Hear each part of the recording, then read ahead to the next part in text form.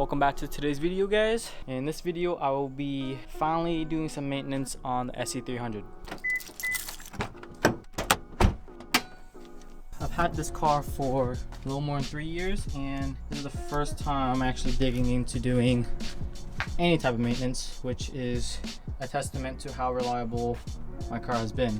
Now, the thing I'm going to be replacing in this video are actually the valve cover gaskets, because I don't know if you guys can see, it leaks everywhere, and it is everywhere on the back of the head and pretty much everywhere else. So I'm just going to disconnect the easy stuff first, which is the battery first, of course, because we're messing with some electrical harnesses, the intake hose, and then probably the whole throttle body starting from here and then to there.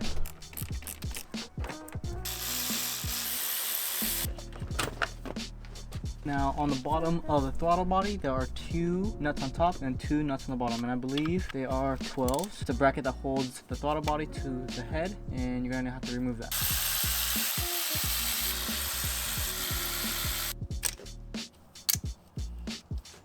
Of course I broke it. How could I not break it? Alright, so for this part, I'm going to try to get close up for you guys. There's 2 bolts up here, and there's 1 nut under, nut center, and then there's 2 hoses holding on to this throttle body, which is this one in the back, the little clamp on the bottom, and another one on the back right there. And hopefully those will just come right out after I take this thing off. So let's go ahead and do that.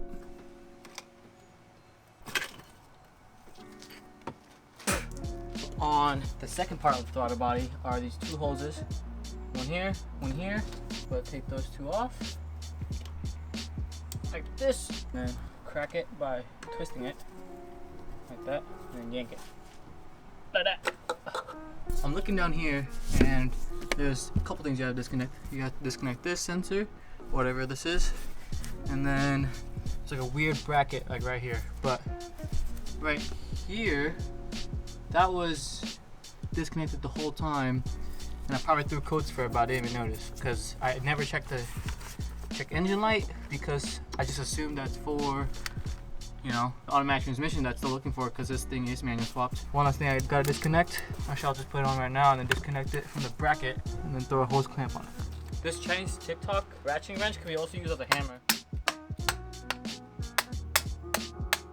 Got most of it off. Only hard hose really was this one. Super annoying to get to, but other than that, most of it's off now.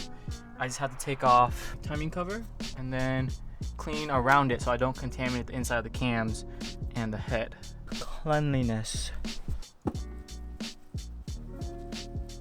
In the process of taking everything off, I broke so many connectors, but that's to be expected. I broke this BBTI solenoid connector, the little clip, because I had to take off this bolt right here that holds the harness on the driver's side to the intake. I had to take that off so I can have some slack to move this harness while I take off the passenger side valve cover. But so I've been wiping around valve covers for the past like 30 minutes. And you can see this side's a little clean, but you see some spots where it's still nasty, like back there. I think I can just clean these up really good and then just reuse them. If it misfires, I'll have the LS. If the LS takes a poop on itself, I have the Tundra. If not, I'm walking to wherever I need to go. So, but I am a little bit tired of doing this, you know, one of these. Putting my head down so it's not like putting a lot of strain on my neck. Wiping down stuff I already wiped down because I forgot I did it. I've done it. I could probably do this for another couple of minutes and then take a little break and then continue tomorrow. Tomorrow it'll be GoPro footage, hopefully. It was supposed to be GoPro at the start, but the batteries are not charged. Hopefully you guys can see this. It's pretty bad lighting right now. I'm gonna take off one side and do it first, put it back in, and then do the other side. I don't wanna have both sides of the head open up. So now I'm gonna start zipping it off. Let me just dust it off real quick. Chinese ratcheting wrench from TikTok.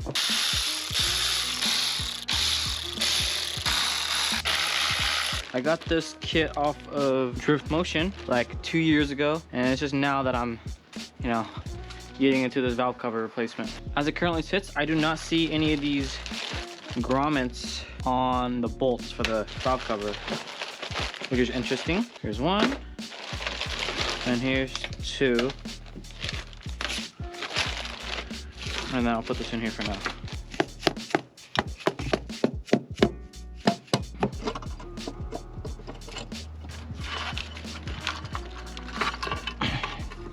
Here's one, and here is some RTV, some FIP-G by Toyota that we're gonna have to end up replacing. So I have that right here.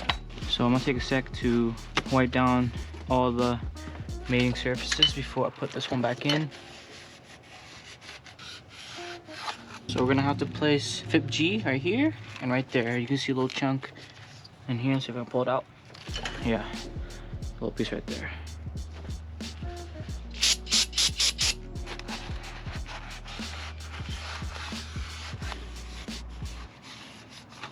This engine seems to be pretty healthy. Now, all scoring, gonna clean this up. I would paint it, but I like the silver it gives off. So I'm gonna do one of these.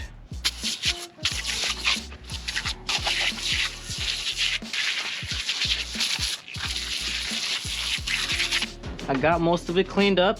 Now it's still somewhat dirty, but I think I would have to do some extensive like pressure washing, I feel like, to get everything out, but I kind of like the look. Just gonna do like one last run through with the paper towel.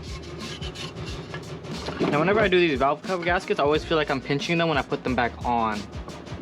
So hopefully that doesn't happen to me. Where's some wood? Now before I put on this whole valve cover, we do have to put on some FIP-G, which is right there. Put some on this side, more on the opposite side right here. Now put this on, we hand tighten it down, and after a little bit you can torque it down. And then lift this side up like that.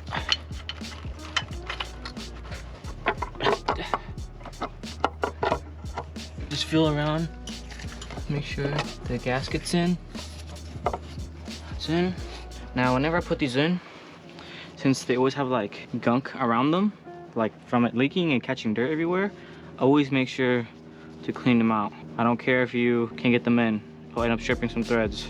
So I'll always start it by hand. Oh wait, my little grommets. I think you can put this in like this, right? Wow!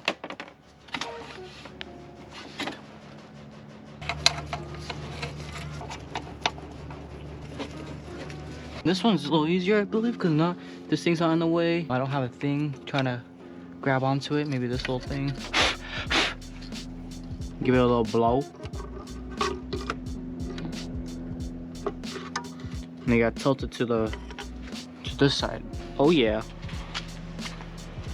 See how crusty this thing is. I could actually break. Oh.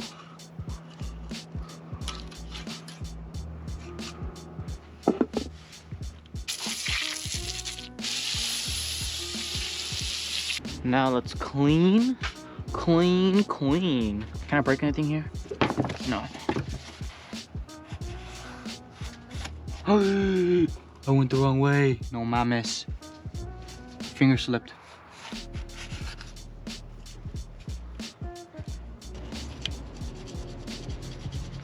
It's getting dark, but I just finished cleaning valve cover. Get some light for you guys.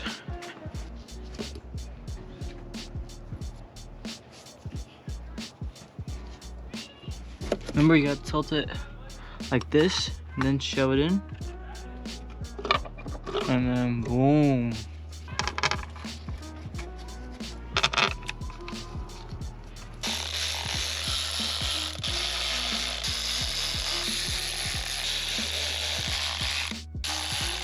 I'm gonna wait for this right side to dry first, and then I'm gonna be torquing this side down first. So I'm gonna look up what the torque number values specifications are for the valve cover. Tools JCGE valve cover torque specs. I think it's 15.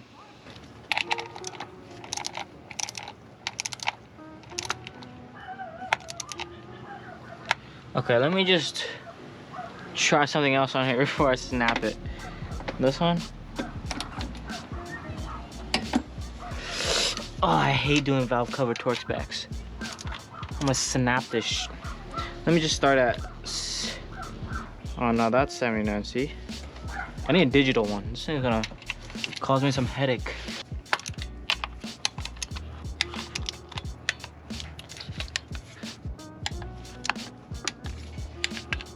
I'm gonna be cleaning all this stuff. So from coil packs to coil wires to the spark plug valley to this intake and everything in between, just so that I don't have any more of that smell of, you know, burning oil on my headers.